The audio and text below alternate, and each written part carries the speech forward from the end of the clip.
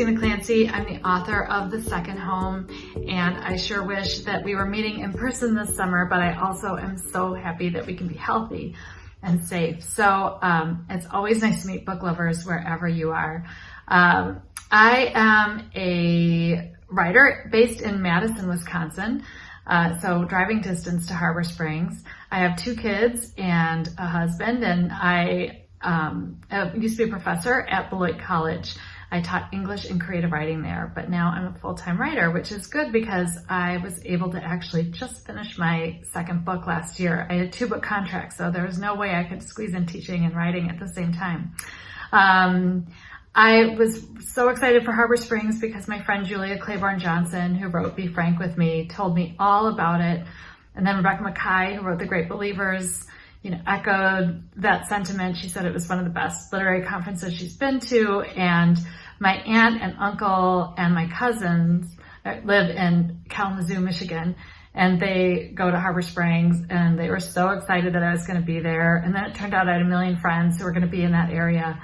So it was going to be party central this summer, but that's okay. We're still gonna, maybe next year I can go. The elevator pitch for my book is that The Second Home is about a family from Milwaukee, Wisconsin.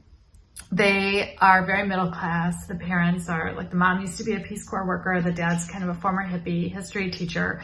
And they're teachers so that they can go to Cape Cod every summer to spend time in the house that the family has had for generations. And one summer they bring along a boy named Michael, who the family is thinking of adopting. And the next summer they bring him back, and he loves the Cape at this point. And something goes very badly. And the siblings and Poppy and Michael become estranged.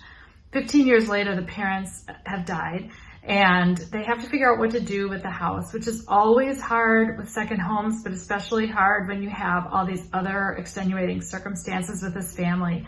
So as I was writing it, I didn't quite know what was going to happen the whole time I wrote, because you can't split a house in thirds. So I figured out the ending, and now it's out there.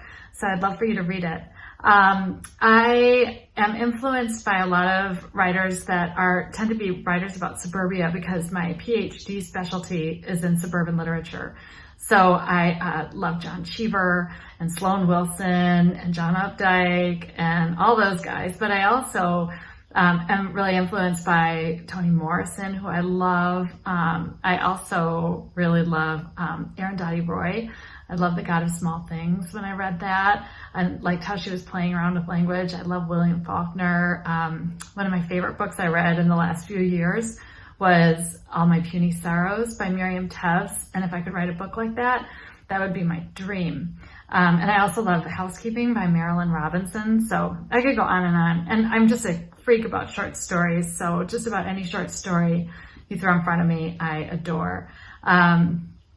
And the takeaway from my book, I think, is that I'd love for readers to think about how fragile family is, that even the closest families can fall apart without good communication. And also that kind of tender time in a family when the parents pass away, the generations change, and the next generation has to figure out what that family's going to look like when they are reconfigured. I like to think a lot about Steinbeck when I was writing about how at the end of his books, family comes together again, but it's like reformed, and not necessarily with members who are blood related, but just from anywhere, and that those reconfigured families can be stronger and better than the families before. So I have some rapid fire questions I'm going to answer. The book I'd like to read again. I thought hard about this, and I kept thinking about the books I read when I was a kid, because I would get so engrossed in those books. And The Lion, the Witch, and the Wardrobe, I wish I could read again. And I also wish I could read those Edgar Eger books. I don't know if people read those anymore, but I loved them, like Half Magic and Magic by the Lake. Which brings me to my next question about favorite body of water. And I'd have to say Freshwater Pond. But we have a second home on Lake Beulah here in Wisconsin, and I love lakes too. And I also love the ocean because I obviously wrote about oceans. So that's a hard question, but I'd say a freshwater kettle pond in Cape Cod. Whether I would use the Oxford comma, I sometimes can't even remember what my preference is. I'd say use it, but I'm not at all a stickler about that stuff. And for the, what kind of M&M I'd reach for?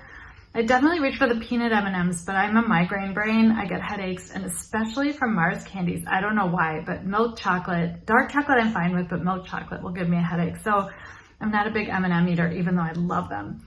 And my favorite podcast these days is a podcast called Moms Don't Have Time to Read Books. It's with Zibby Owens, who interviews authors, and she just does this amazing job. When she interviewed me, she read my entire book, even though she must read like so many books every month. And then she also read all my essays and short stories that I'd written, and I was just so impressed with her and loved talking with her. It was like talking with an old friend. And then ethnic cuisine, for sure, Indian. We just had Indian last night. I love paneer tikka masala and onion naan, and just I don't know, I just love Indian food. And the best time to read, I could read almost any time of day as long as I'm in a bathtub. I love reading in the tub, and I get most of my reading done there, but most of my books are always a little bit, the pages get kind of curled. So, and occasionally I'll drop a book, but that's my favorite place. So thanks for watching this, and I really miss seeing you at Harbor Springs. I hope you'll check out my book, The Second Home. It sounds like a book that a lot of people who go to the conference would be able to relate to on one level or another. So have a great, safe summer, stay well and stay sane, and I'll hopefully see you next year.